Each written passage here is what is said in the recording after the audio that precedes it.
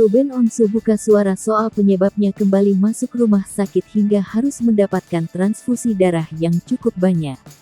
Penyebab Ruben Onsu jatuh sakit sebenarnya karena kebiasaannya sehari-hari sebagai entertainer.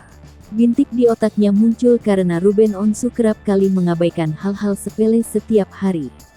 Sehingga kini dia harus menerima banyak transfusi darah dan perawatan di ICU. Belakangan kondisi kesehatan Ruben Onsu memang menurun beberapa kali hingga harus dilarikan ke rumah sakit. Bahkan, Ruben Onsu sempat dilarikan ke ruang ICU lantaran kondisinya yang mengkhawatirkan. Suami Sarwendah akhirnya perlahan pulih seusai menerima transfusi darah. Selama berada di rumah sakit, Ruben Onsu beberapa kali ditemani oleh sang putra angkat, Bertrand Peto. Penyanyi yang akrab disapa Onyo itu terlihat menangis terseduh-seduh saat melihat kondisi Ruben Onsu yang terbaring lemas di ranjang rumah sakit. Dilansir dari akun YouTube The Onsu Family via Grid ID pada Minggu, tanggal 26 Juni tahun 2022, Ruben Onsu juga terlihat pucat dan lemas. Sementara itu, di lain kesempatan Ruben Onsu sempat mengungkap penyebab dari penyakitnya. Rupanya penyakit itu muncul karena Ruben Onsu sering kelelahan dan telat makan.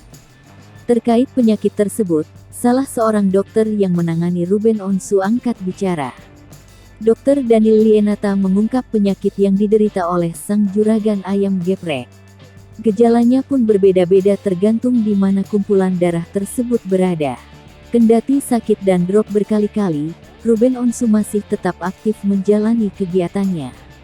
Bahkan ia masih syuting dan bekerja seperti biasanya.